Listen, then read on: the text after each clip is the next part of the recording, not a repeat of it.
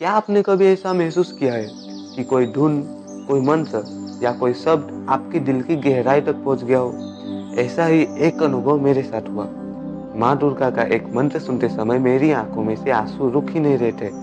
लेकिन ये आंसू दर्द के नहीं थे, ये आंसू थे आत्मा की गहराई से जुड़े होने के, उस दिव्य एहसास के जिसने मुझे माँ के असली स्वरूप का एहसास कराया।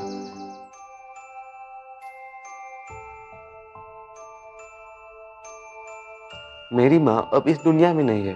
उनका प्यार, उनका स्पर्श और उनकी आवाज़ सब कुछ एक याद बनकर रह गया है। लेकिन उस दिन जब मैंने माँ दुर्गा का ये मंत्र सुना, या देवी सर्वभूतेषु मातृरूपेण संस्थिता, नमस्तस्यै नमस्तस्यै नमस्तस्यै नमो नमः, मेरे अंदर कुछ बदलने लगा।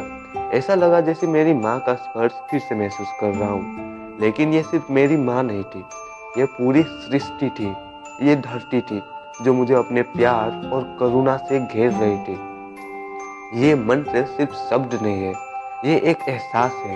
ये हमें बताता है कि माँ स्वरूप केवल हमारे परिवार तक सीमित नहीं है। माँ वो है जो हमें जन्म देती है, हमारा पोषण करती है, हमें हर कदम पर सहारा देती है। ये धरती, ये सृष्टि भी हमारी माँ है।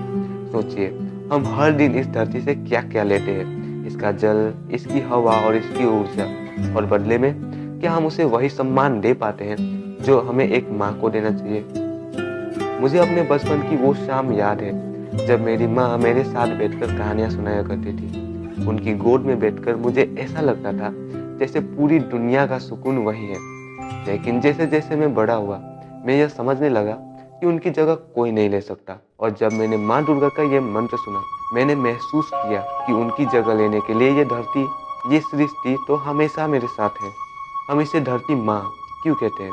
क्योंकि ये हमें बिना किसी शर्त के देती रहती है और बस देती रहती है। ये हमें जीने के लिए सब कुछ देती है, खाना, पानी, हवा और यहाँ तक कि वो शांति जो हमें किसी और से नहीं मिलती।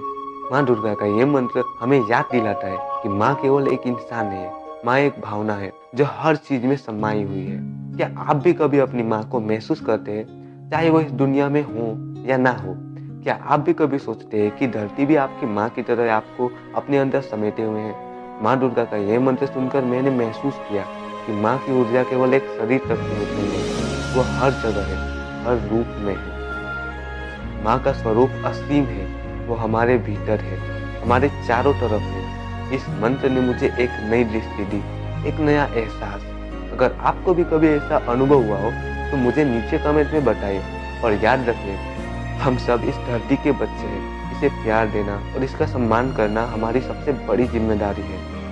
ऐसे ही अनुभव और रहस्यमय कहानियों के लिए मेरे साथ जुड़े रहिए। ये है स्पार्कलिंग ज्ञान, जहां हम आत्मा और सृष्टि के गहरे रहस्यों को उजागर करते हैं। लाइक करें, शेयर करें और सब्सक्राइब करना न भूलें।